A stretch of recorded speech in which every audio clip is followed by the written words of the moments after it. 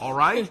Okay. The specific answer is no one experiences that experience without, on some level, having attracted themselves to that experience positively or negatively. You follow me? Okay. No one has any kind of an experience in physical reality without some aspect of their belief, whether consciously or unconsciously, having attracted them to that experience for positive or negative reasons. Do you follow me? So you're talking about the people who directly experience. Anyone who directly experiences anything has some reason for doing so, either positive or negative, or a combination of the two, but nothing happens in physical reality without happening for a reason that is generated by the belief systems of the individual having the experience, whether they're aware of having those beliefs or not. That's clear. That is one of the fundamental understandings of the law of attraction, and how you can begin to know what your reality is all about and why. You follow? Yes, yes. Does that help you? It does. Thank you very much, Bashar. Thank you.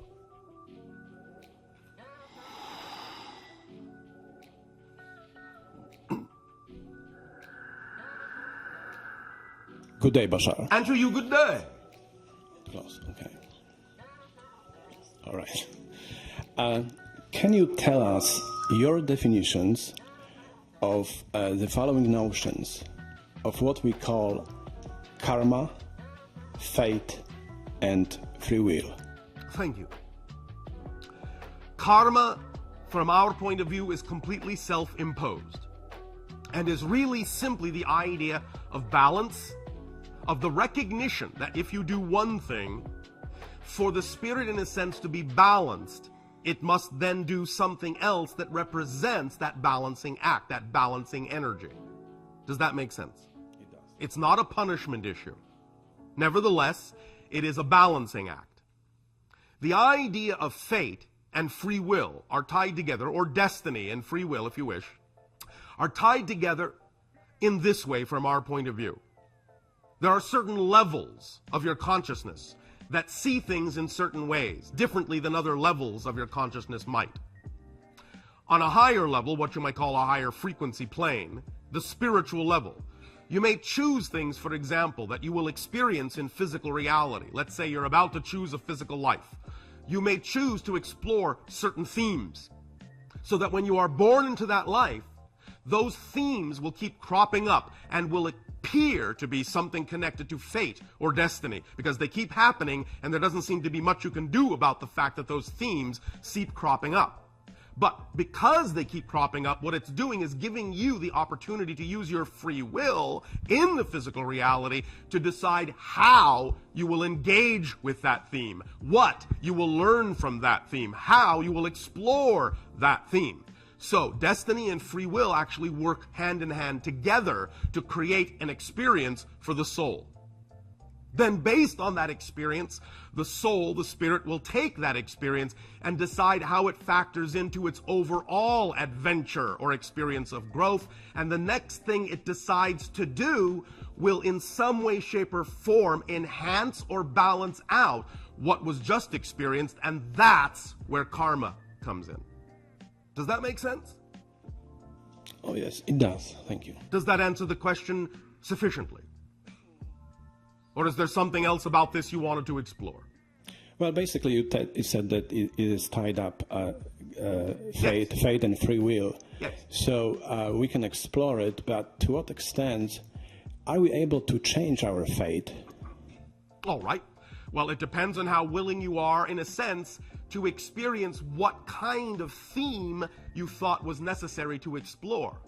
In many cases now, in your present day and age, because you are also exploring consciousness in a way that hasn't been done for a long time on your planet, it is also possible to change your theme. That's one of the experiences you can have. You can set yourself up, so to speak, with an initial theme, but the initial theme might be to find out what that theme is and change it. Because now you're coming into awareness and awakening.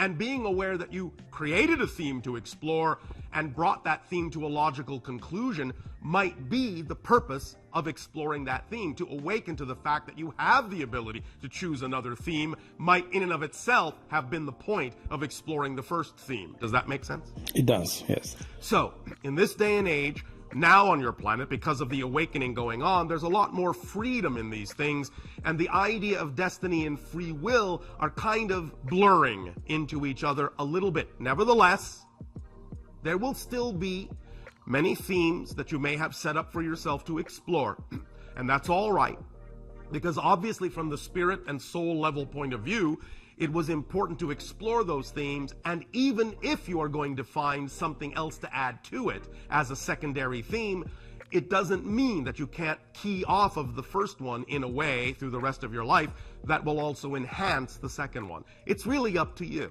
to decide for yourself what really seems important as information that you need. But the idea, the bottom line, as you say in your language, really is to all of this: do the experiences that you are having and do the choices that you make allow you more insight and more awareness of who it is you truly prefer to be.